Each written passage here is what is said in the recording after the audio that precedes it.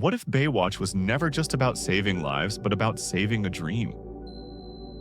The show's creators built an empire on the illusion of reality, real rescues mapped onto fake perfection. Behind the red swimsuits and running montages was a set of unspoken rules shaping who got to be seen, what stories were allowed, and which truths had to drown quietly under the waves. Let's uncover 13 behind-the-scenes manipulations that rewired a simple beach show into a global fantasy. Here's your mom. You'll be all right. Thanks. It's okay. Number 1, the slow motion was a budget hack. Baywatch's slow motion wasn't born in an editing suite chasing style, it was a money fix. The show needed to fill a full hour's runtime with fewer shoot days, and stretching footage in post-production meant cheap minutes gained without extra payroll. What started as a practical shortcut accidentally turned into television's most recognizable rhythm. Audiences saw sensual choreography and dramatic heroism, but under those waves, the camera was simply buying time. The human eye read the pacing as emotional gravity, transforming necessity into art. Producers realized they had stumbled onto something that felt iconic even when improvised. That unplanned detail became the show's visual signature, the kind of illusion that makes TV magic look effortless. Constraint disguised itself as mastery, and the slow-motion run sprinted straight from a cost problem into pop culture permanence.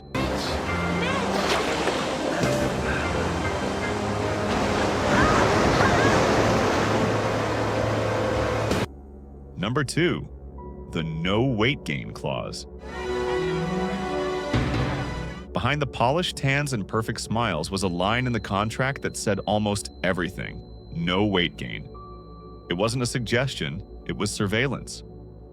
Producers tracked the cast's bodies like assets, a reflection of how 1990s Hollywood treated physical perfection as both currency and product. A few pounds too many meant a warning or replacement. For actors, that meant living under a lens, even off-set. The lifeguards weren't only performing rescues, they were maintaining the California myth with every meal, every gym session, every camera test. That clause didn't just shape bodies, it shaped who got to appear on screen at all. Morale cracked, and diversity thinned under the pressure to fit an image. Baywatch's fitness standard revealed itself as control disguised as beauty, a system measuring worth against a fantasy. Quick pause before we dive into the next hidden meaning. If you're enjoying this breakdown, make sure to hit that subscribe button right now. We've got even deeper Baywatch ties theories, trust me, you don't want to miss what's next.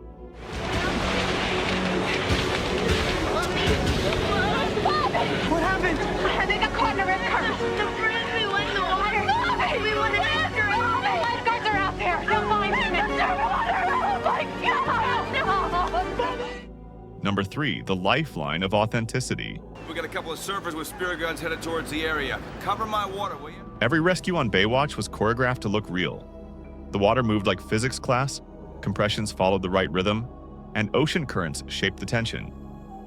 That detail work convinced viewers they were watching trained lifeguards face authentic danger. The credibility of the setting held the fantasy together. But to get that realism, producers built the impossible. Camera rigs dangled over waves, shots exaggerated the struggles, and lifeguards performed methods no real professional would risk. Mitch Buchanan's motto, "He who saves a life is responsible for it," became the show's true anchor. It gave emotional gravity to action staged with precision. That weight of purpose sold authenticity, even when the scene itself bent logic. Baywatch mastered a single trick, turning scripted movements into believable skill and letting that illusion of competence keep audiences hooked. What was that?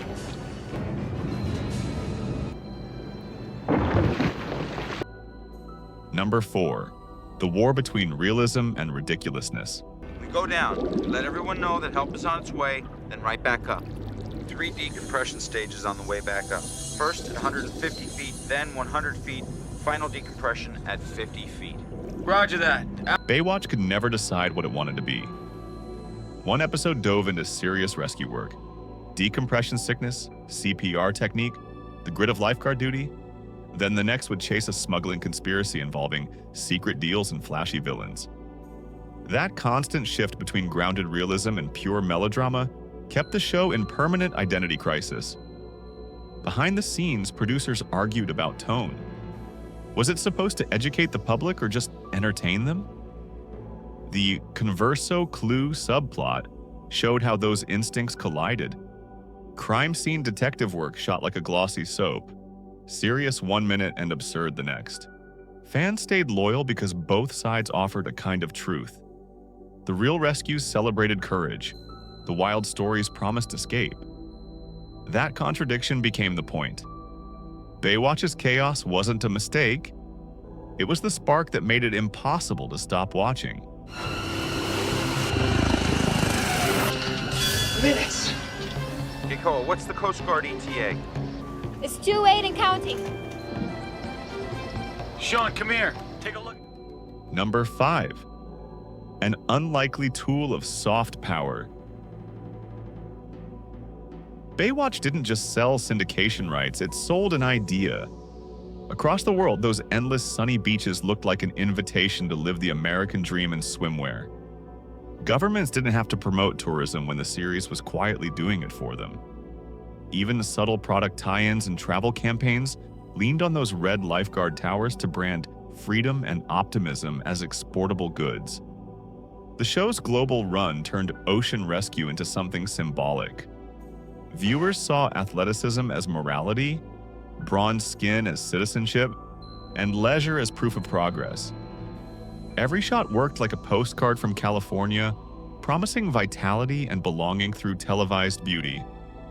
Bikinis, rescue cans, and that shoreline became shorthand for national identity. America reframed as endless summer. Without speeches or slogans, Baywatch achieved what advertising rarely could: entertainment as diplomacy. I'm not scared, Clay. I'm just not stupid. You don't have anything to prove either. Clay, they're getting everybody out of the water. Nobody will think you're chicken. Number 6. The Ghost of Leonardo DiCaprio. For Titanic, Leonardo DiCaprio was almost a Baywatch regular, but producers decided he looked too young for their oceanfront world. That single call set the tone for everything the show sold. Maturity under pressure, not innocence under the sun. Baywatch needed lifeguards who looked like they'd already lived through storms, not kids still learning to swim against them. His absence exposed how carefully the series curated desire. Every casting choice aimed at adult polish, preserving a layer of sensual authority over youthful realism. The California dream it offered wasn't about growing up, it was about already being perfected. That lost role became more than a missed credit. It stood as proof of how television trims the edges of youth to sell certainty. The ghost of that almost cast teenager still haunts the question of who's allowed to look heroic on screen. Took a lot of guts what you did out there. Real proud of you. Number 7. The equal opportunity objectification. Critics said Baywatch objectified women, but the camera gave men almost the same treatment. When Matt Brody appeared, beautiful girls in swimsuits crossed in front of him.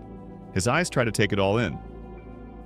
Later, CJ Parker got the same framing. Ronnie watches her in a trance, drawn to her long-toned legs and clear blue eyes that seem to be calling to us. That mirrored attention created a strange kind of balance. Men and women were filmed with equal intensity, muscles and curves treated as matching forms of beauty. Audiences read that parody as progress. It felt modern, maybe even fair, but equality through exposure only leveled the surface. Both genders became glossy symbols of the same Californian ideal: desirable, disciplined, and consumable. Baywatch's visual fairness existed, but only as shared objectification.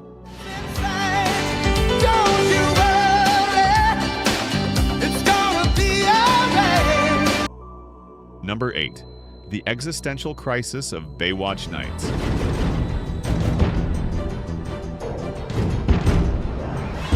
When Baywatch Nights launched, it swapped sunlit rescues for eerie nighttime cases.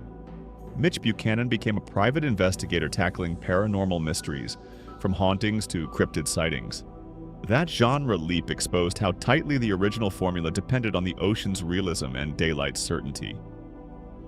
Once the surf vanished, so did the show's grounding. The series tried to transplant heroism into moonlit alleys, but the shift turned confidence into confusion. The noir tone clashed with Baywatch's optimism, making its moral compass feel adrift. Fans came for lifeguard drama and got cosmic uncertainty instead. Without the beach anchoring its logic, the fantasy cracked. Darkness asked viewers to believe in ghosts when what they had loved were lifeguards saving real people. Baywatch Nights revealed the truth. The illusion held only in sunlight, where danger looked bright enough to trust. Hello? Griff? Mitch? Number 9. The illusion of the Californian melting pot. Hey, does it hurt having to suck your gut in that hard or what? Oh, a diver, darling, I'm a deep... We'll go off and just kind of monitor the ocean. Hey, Donna, are we still going out tonight or what? Yeah. Baywatch showed the beach as a global crossroads. Different faces, accents, and cultures mixing under the same sun. But look closer, and the main stories always circled back to the same kind of stars. Diversity existed mostly in the background, never in the emotional center. Each glimpse of difference looked like proof of inclusivity without giving those characters real arcs or voice. Minority actors often filled space rather than narrative. The huge Mexican vendor with carved pelicans, the Filipino snack shack owner, these figures added visual flavor but didn't shift the plot. Their presence was decoration, not agency. That selective openness sold comfort to worldwide audiences. Viewers could see diversity without confronting what inclusion actually means. Underneath the sunny harmony, Baywatch's California melting pot stayed cosmetic. Representation used as seasoning to make the dream easier to digest.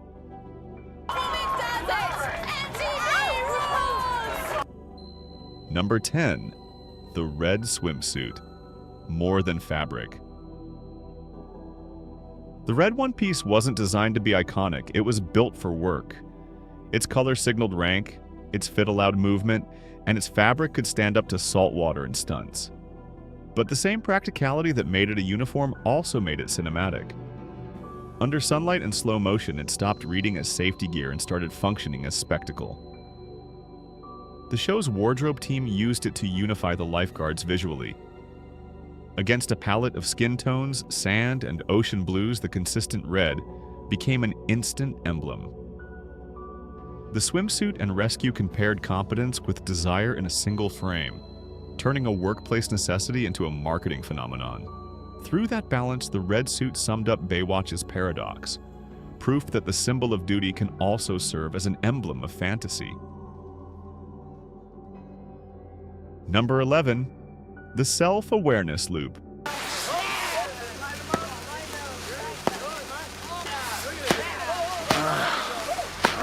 By the time Baywatch reached its later seasons, it started winking at itself. Slow-motion rescues got playful cutaways, guest stars slipped into exaggerated hero poses, and dialogue poked fun at the show's own inflated hero complex. The 2015 film inherited that tone. Matt Brody's cocky challenge to Mitch, "Give me any swim test you got," and Mitch firing back with, "There's more to Baywatch than being fast in the water," is the franchise admitting its cliches while still performing them. Another scene has Brody exposing that Mitch's life motto comes from the 1970s show Kung Fu. Mitch calmly replies, "My father used to watch that show. You can find wisdom anywhere that self-referential humor turned sincerity into parody." Baywatch learned to critique itself without breaking the spell. Mocking its myth made the myth feel even more real. Baywatch headquarters from Rescue Scarab 1. This is Baywatch Center traffic. There's a boat on fire just north of the Marina Jetty entrance. There are kids drinking beer and shooting. Number 12. The unseen blueprint for modern reality TV. Decades before competitions or survival shows, Baywatch played with documentary-style inside scripted drama. Real lifeguards acted as consultants, giving lessons in first aid and rescue timing, while handheld shots and sun-bleached lighting mimicked local news reporting. The result felt half-staged, half-spontaneous, fiction wrapped in documentary instinct.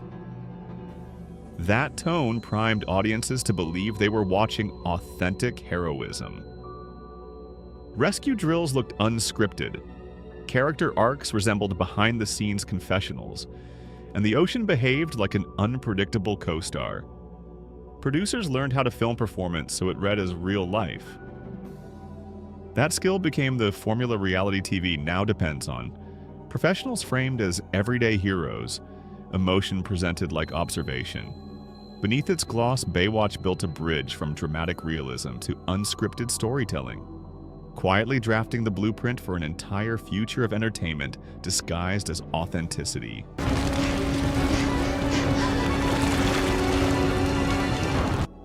Number 13. The dark truths beneath the surface. Behind Baywatch's shining waves were real accidents, exhaustion, and quiet exploitation. The rescue scenes demanded constant precision.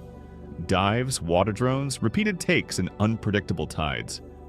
Crew fatigue blurred the difference between performance and survival. What looked like carefree teamwork often meant hours of strain under the glare of production lights. Emotional burnout crept in as the lifeguard's duty blurred with the actor's workload. The same unending vigilance Mitch Buchanan embodied, never off duty, mirrored reality. Even storylines like the hot air balloon rescue staged that tension, showing how impossible it was to ever stop saving. As the later arcs turned dreamlike, Mitch's visions of endless surf played like symbolism for fatigue itself. Beneath the golden sunlight lay dread and duty tied together. The fantasy of perpetual heroism depended on real wear, proving illusion always exacts its cost. Baywatch's perfection always looked effortless, but it came from friction. Real bodies risking exhaustion to sell leisure. Every sunlit frame balanced courage with commerce, blending genuine rescue technique with scripted fantasy. The show turned danger into lifestyle, responsibility into a souvenir of the Californian dream. Rewatch it now and you'll see the illusion in plain sight. Reality performing as myth, authenticity packaged for syndication. Baywatch's legacy isn't just nostalgia, it's proof that television can turn sincerity into spectacle. Drop a comment with the hidden meaning you caught next, and remember how easily authenticity becomes the most profitable mirage of all.